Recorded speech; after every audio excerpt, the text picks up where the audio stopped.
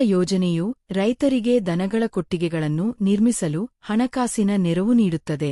ಇದು ವಿಶೇಷವಾಗಿ ಚಳಿಗಾಲದಲ್ಲಿ ಜಾನುವಾರುಗಳ ಆರೈಕೆಗೆ ಅವಶ್ಯಕವಾಗಿದೆ. ರೈತರು ದನಗಳ ಕೊಟ್ಟಿಗೆಗಳನ್ನು ನಿರ್ಮಿಸಲು 57,000 ಪಡೆಯಬಹುದು. ಈ ಯೋಜನೆಯು ಗ್ರಾಮೀಣ ಪ್ರದೇಶದ ರೈತರಿಗೆ ಅನ್ವಯಿಸುತ್ತದೆ. ಆಸಕ್ತ ರೈತರು ತಮ್ಮ ಗ್ರಾಮ ಪಂಚಾಯಿತಿ ಮೂಲಕ ಅರ್ಜಿ ಸಲ್ಲಿಸಬೇಕು.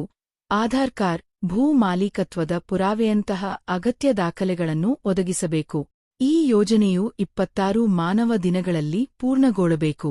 ಮಾದರಿಗಾತ್ರ 3.5.6 ಮೀಟರ್ಗಳಲ್ಲಿ.